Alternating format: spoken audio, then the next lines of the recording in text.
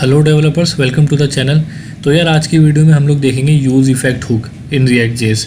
और यहाँ मैं कुछ रियल वर्ल्ड एग्जांपल लूँगा, उसके थ्रू आपको समझाने की कोशिश करूँगा यूज़ इफ़ेक्ट हुक होता क्या है, कैसे काम करता है। और जैसा कि आप लोगों ने सुना होगा कि क्लास कंपोनेंट जब हमारे पास होते हैं उसमें हमारे पास कुछ लाइफ साइकिल मेथड्स होते हैं, जैसे कि component did mount, component did update and component will mount. उसी तरीके से फंक्शनल कंपोनेंट में हमारे पास यूज़ इफ़ेक्ट हुक होता है। और सबसे पहले हम लोग यहाँ पे क्या करेंगे, मैं आपको ना डॉक्यूमेंटेशन पे ले जाना चाहूँगा रिएक्ट की, और वहाँ पे आपको दिखाना चाहूँगा सबसे पहले वहाँ क्या लिखा हुआ है। देखो यहाँ लिखा हुआ है, if you are familiar with React class life cycle methods you can think of use effect hook as component did mount, component did update and component will unmount combined. तो यहाँ पे भी वही कह रहा है कि क्लास कॉम्पोनेंट में जैसे हमारे पास ये लाइफ साइकिल मेथड होते हैं ना तीनों, उसी तरीके से फंक्शनल कंपोनेंट में हमारे पास यूज़ इफ़ेक्ट हुक होता है और वो इन तीनों के बराबर ही होता है। और वो कैसे काम करता है वो भी आज मैं आपको प्रैक्टिकली करके दिखाऊंगा। और उससे पहले कुछ सिनेरियो क्रिएट करते हैं, वो मैं आपको करके दिखाता हूँ। वो सिनेरियो क्या है उसके थ्रू हम समझेंगे कि यूज़ इफ़ेक्ट हुक होता क्या है, कैसे काम करता है। तो चलिए मैं यहाँ पे ना एक एग्जाम्पल बनाता हूँ। सबसे पहले यहाँ पे मैं दो बटन लेना चाहूँगा, ठीक है। एक में लिखूँगा फ़ोटोज़, एक में लिखूँगा मैं फ़ोटोज़, और इस एक और बटन यहाँ पे हम लोग क्रिएट करेंगे, ठीक है। यहाँ चलते हैं और लिखते हैं वीडियोस। और अभी के लिए मैं क्या करूँगा, एक यूज़ स्टेट हुक का यूज़ करूँगा यहाँ पे, और यहाँ मैं लिख दूँगा टैब कॉमा सेट टैब। समझने की कोशिश करना मैं यहाँ पे क्या कर रहा हूँ, बहुत अच्छे से आपको फिर समझ में आएगा। तो यहाँ पे चल के अभी मैं दे देता हूँ इसको फ़ोटोज़ इनिशियल वैल्यू दे देते हैं। टैब की इनिशियल वैल्यू हो गई फ़ोटोज़। अब देखो मैं क्या करता हूँ, ये जो मेरा फ़ोटोज़ वाला बटन है ना, इस पर मैं ऑन क्लिक इवेंट लगाऊंगा एक, कि जब भी मैं इस पर क्लिक करूँ तो यहाँ पे एक एरो फंक्शन देते हैं। मैं जब भी इस पर क्लिक करूँगा ना, तो जो मेरा सेट टैब है ना, सेट टैब, इसकी वैल्यू मैं यहाँ पे पास कर दूँगा। सेट टैब में मैं करा दूँगा यहाँ पे अगेन मैं फ़ोटोज़ ही पास करूँगा, और बाय डिफ़ॉल्ट भी वही है। और इसी को मैं कॉपी करूँगा यहाँ से और यहाँ पे पेस्ट कर दूंगा। अभी तक तो सब नॉर्मल है, कोई बहुत बड़ी बात नहीं है, सिंपल सा मैंने काम करा है। अगर मेरी वीडियो नहीं देखी यूज़ इफ़ेक्ट हुक पे तो देख लेना, अच्छे से समझ आ जाएगा। तो यहाँ पे मैंने इस सेट टैब में वीडियोस करा दिया, ठीक है। अब देखो क्या होगा, जैसे ही मैं फ़ोटोज़ वाले बटन पर क्लिक करूँगा, और अभी टैब की इनिशियल वैल्यू क्या है, फ़ोटोज़ है, ठीक है।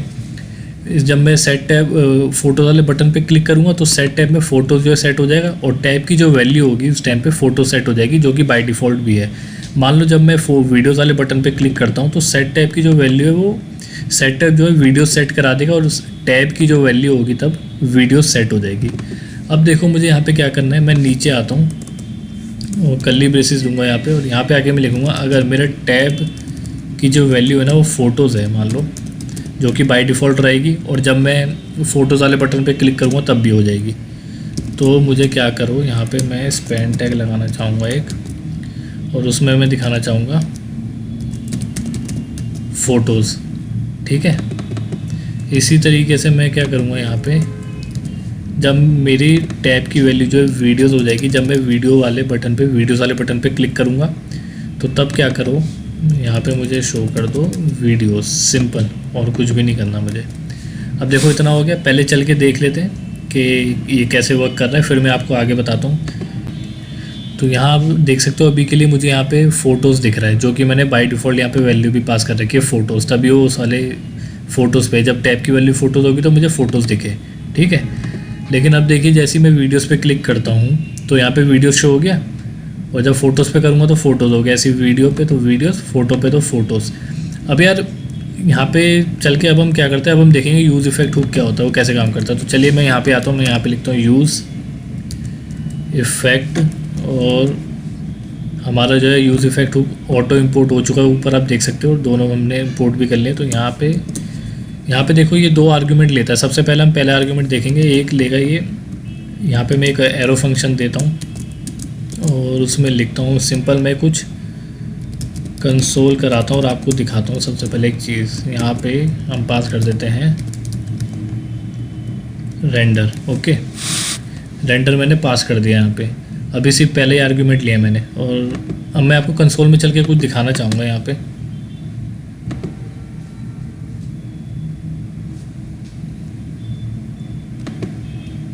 तो यहाँ मैंने अपना कंसोल ओपन कर लिया है, तो चलते हैं कंसोल में और यहाँ पे चल के ना देखते हैं। अब देखो क्या होगा, यहाँ पे समझने वाली बात ये है कि मान लो जब भी मेरा जो कंपोनेंट है, जो ये ऐप कंपोनेंट है मेरा, देखो सबसे मेन बात यहाँ पे है कि जब भी आपका कंपोनेंट पहले रेंडर होता है ना, जब भी चलता है आपको जो भी कंपोनेंट होता है, चाहे वो एक पॉपअप है आप उसको ओपन करा रहे हो, या कोई भी कंपोनेंट है नेविगेट करके उस कंपोनेंट पे आप जा रहे हो, तो सबसे पहले उस कंपोनेंट में जो यूज़ इफेक्ट हुक होता है ना आपका, यूज़ इफेक्ट हुक, सबसे पहले वो जो है चलता है उसमें। जैसे यहाँ पे हमारे पास क्या है इस कंपोनेंट में, ये यूज़ इफेक्ट हुक लिखा हुआ है और उसके अंदर आप देख सकते हो मैं कंसोल लॉक करा रहा हूँ यहाँ पे रेंडर।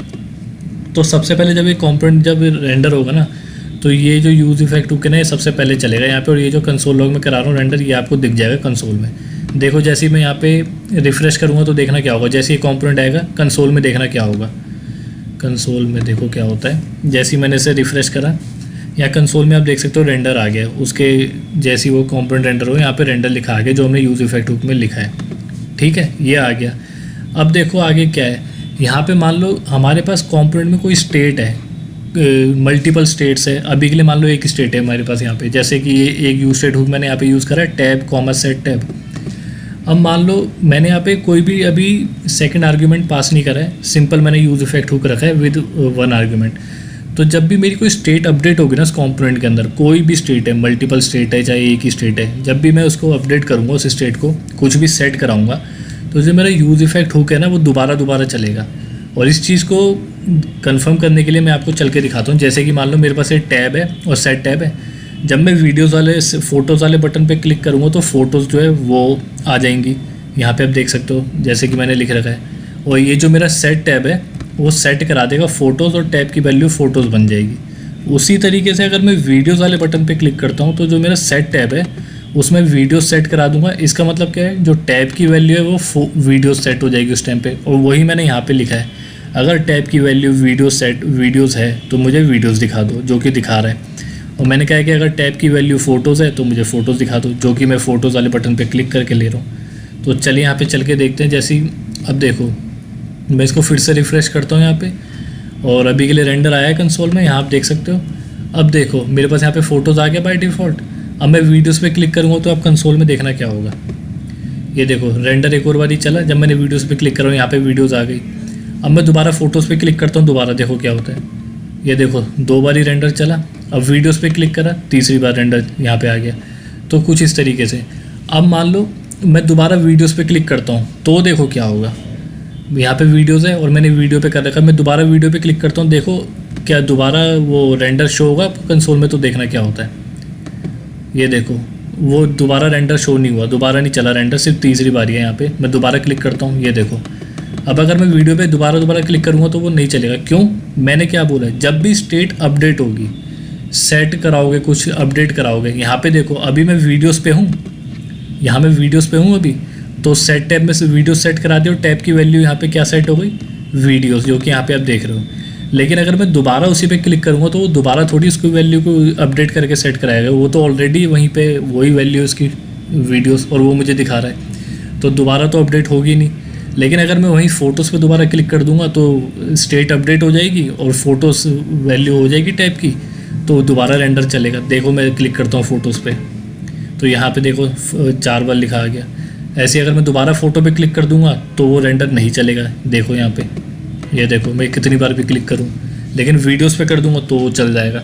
आई होप आपको समझ आ रहा है। ऐसे अगर मेरे पास मल्टीपल स्टेट्स होंगी ना मेरे कंपोनेंट में, और भी यूज स्टेट होगा अगर मैंने यूज़ करूँगे, तो उनको भी जब मैं अपडेट करूँगा ना तो वो भी इसी तरीके से बिहेव करेंगे कि मेरा यूज़ इफेक्ट हुक जो है वो बार बार ही चलेगा, लेकिन अपडेट होंगी तभी। अब देखो यहाँ पे बात क्या, आप चाहते हो कि नहीं यार ऐसा नहीं होना चाहिए, मैं चाहता हूँ सिर्फ मेरा जो यूज़ इफेक्ट हुक है वो एक ही बार चले, जब मेरा कंपोनेंट रेंडर हो रहा है उसके बाद ना चले। तो देखो यहाँ पे हमारे पास सिंगल एक आर्ग्यूमेंट होता है, उसका भी काफ़ी अच्छा यूज़ होता है। मैं यहाँ पे कॉमा दूंगा और यहाँ लिख दूंगा एक एम्प्टी एरे मुझे पास करनी है, सिंपल। इसको हम कहते हैं डिपेंडेंसी एरे। सेकंड आर्ग्यूमेंट होता है डिपेंडेंसी एरे, और अभी हम इसे एम्प्टी पास करते हैं, सिंपल। अब देखो क्या चेंज आता है इसको पास करने से, अब मैं आपको चल के दिखाता हूँ। यहाँ पे हम इसे रिफ़्रेश करते हैं अपने कंपोनेंट को, और मैंने इसे रिफ़्रेश कर लिया। अब देखो रेंडर चल गया। अब मान लो मैं वीडियोस पे क्लिक करता हूँ, एक बारी जैसी मैंने क्या बोला, एक बारी चल गया जैसी कंपोनेंट रेंडर हुआ। अब मैं वीडियोस पे क्लिक करता हूँ, कंसोल में देखना क्या होगा, कुछ होता है कि नहीं होता। ये देखो यहाँ वीडियोस आ गया और कंसोल में देखो रेंडर नहीं चला। ऐसी फ़ोटोज़ पे क्लिक करता हूँ, रेंडर नहीं चला। वीडियोस पे करता हूँ, रेंडर नहीं चला। क्यों? मैंने यहाँ पे डिपेंडेंसी एरे पास कर दी, एम्प्टी एरे। मैंने क्या बोला था, मैं चाहता हूँ जब मेरा कंपोनेंट पहली बार चले तभी सिर्फ यूज़ इफेक्ट हुक चले, उसके बाद ना चले। ठीक है, तो मैंने इसलिए एम्प्टी एरे पास कर दी। अब एम्प्टी एरे पास करने का यही मतलब होता है कि आपका जो यूज़ इफेक्ट हुक है ना, जिस कंपोनेंट के अंदर, जब वो कंपोनेंट रेंडर होगा ना फर्स्ट टाइम, तभी वो चलेगा विद एम्प्टी एरे। अगर आपने पास कर रखी है डिपेंडेंसी एरे जो कि एम्प्टी एरे होगी, वो सिर्फ तभी चलेगा। उसके बाद कोई भी स्टेट हो, कितनी भी स्टेट हो आपके कंपोनेंट के अंदर, 1 2 3, कोई भी स्टेट अपडेट होगी वो दोबारा नहीं चलेगा, चाहे कोई भी स्टेट अपडेट होती रहे, अगर आपने डिपेंडेंसी एरे पास कर दी एम्प्टी। ठीक है ना, तो ये एक यूज़ केस ये हो गया। अब मान लो आपके पास मल्टीपल यूज़ स्टेट हुक आपने यूज़ कर रखे हैं, फिर से कई सारे यूज़ स्टेट हुक आपने यूज़ कर रखे हैं, काफ़ी स्टेट्स है आपके पास कंपोनेंट में, लेकिन आप चाहते हो किसी पर्टिकुलर स्टेट के ना अपडेट होने पे वो यूज़ इफेक्ट हुक रन हो, हर किसी स्टेट के अपडेट होने पे वो रन ना हो। तो देखो हम कैसे कर सकते हैं। मैं सबसे पहले क्या करता हूँ, यहाँ पे इसको ना रैप कर देता हूँ ताकि आपको अच्छे से मैं और दिखा पाऊँ इसको। मैं यहाँ एक डिव डाल देता हूँ, डिव, और यहाँ पे नीचे चलते हैं और इसको यहाँ ऊपर कर देते हैं। अब ये थोड़ा अच्छे से हमें दिखेगा नीचे। अब मान लो अब ये नीचे आ जाएगा यहाँ पे कुछ इस तरीके से। ठीक है, अब मान लो मैं चाहता हूँ यहाँ पे मेरे पास और भी स्टेट्स हैं, मान लो यहाँ मेरे पास और भी यूज स्टेट हुक हो गए, जैसे कि मेरे पास ये है, और यहाँ मैं लिख देता हूँ काउंट, एक सेट काउंट, कुछ इस तरीके से मैं लिख देता हूँ यहाँ पे। ठीक है, और यहाँ मैं लिख देता हूँ एक और यूज स्टेट हुक हम ले लेते हैं ताकि और अच्छे से आपको क्लियर हो कि मल्टीपल के साथ हम कैसे काम करेंगे। तो यहाँ मैं अभी 0 लिख देता हूँ कुछ इस तरीके से, और मैं क्या करता हूँ, मैं यहाँ पे एक बटन और बना देता हूँ सिंपल। अब आपको और अच्छे से समझ में आएगा। काउंट लिख देता हूँ इसके ऊपर, और यहाँ पे हम क्या करेंगे, काउंट क्लिक लगाएंगे और यहाँ पे मैं सेट काउंट पास कर दूंगा कुछ इस तरीके से कि यहाँ मैं लिख दूंगा काउंट +1, और मैं यहाँ पे ना इसको ऐसे दिखा देता हूँ, या नीचे दिखा देते हैं, लिख देते हैं काउंट। यहाँ पे काउंट लिख देते हैं। अब देखो चल के यहाँ पे क्या होगा, मेरे पास एक बटन और आ गया काउंट, और यहाँ पे फ़ोटोज़ के साइड में आपको दिख रहा होगा यहाँ पे काउंट लिखा हुआ है। ठीक है, जैसे ही मैं इस पर क्लिक करता हूँ तो +1 हो रहा है मेरा यहाँ पे। ठीक है ना, +1 हो रहा है और वैल्यू बढ़ती आ रही है, और वीडियोज़ और फोटोज़ वाला बटन मेरा काम कर ही रहा है। जस्ट फॉर एग्जाम्पल के लिए मैं आपको दिखा रहा हूँ। अब देखो मुझे यहाँ पर क्या करना है, मैं चाहता हूँ अभी के लिए जब मैं डिपेंडेंसी एरे यहाँ से रिमूव कर दूँ, अगर मैं डिपेंडेंसी एरे को रिमूव कर दूँ तो देखो क्या होगा। अब मैं दोबारा से चलता हूँ और मैं इसे रिफ़्रेश करता हूँ। अब मेरे पास यहाँ पे 2 स्टेट है, एक तो इनके लिए है वीडियोस और फोटोज़ के लिए टैब और सेट टैब, और एक है इस काउंट के लिए काउंट सेट काउंट। ठीक है, अब देखो मैं जैसे ही वीडियोस पे क्लिक करूँगा तो कंसोल में देखना क्या होगा, वीडियोस पे क्लिक करा यूज़ इफेक्ट हुक दोबारा चल गया, फ़ोटोज़ पे करा फिर दोबारा चल गया। ठीक है, लेकिन फ़ोटोज़ पे दोबारा करूँगा तो तब नहीं चलेगा क्योंकि वैल्यू अभी स्टेट अपडेट नहीं हो रही है। और अब मैं जब काउंट पे क्लिक करूँगा तो देखो क्या होता है, काउंट पे क्लिक करा 1 हो गया, यूज़ इफेक्ट हुक दोबारा चल गया। दोबारा मैं काउंट पे करूँगा तो दोबारा अपडेट हुई, स्टेट 2 हो गई, और यहाँ पे यूज़ इफेक्ट हुक है वो दोबारा चल गया, रेंडर आ गया। ऐसे अगर मैं करता जाऊँगा तो वो चलता जाएगा क्योंकि स्टेट अपडेट होती जा रही है बाय 1 ऐड होता जा रहा है।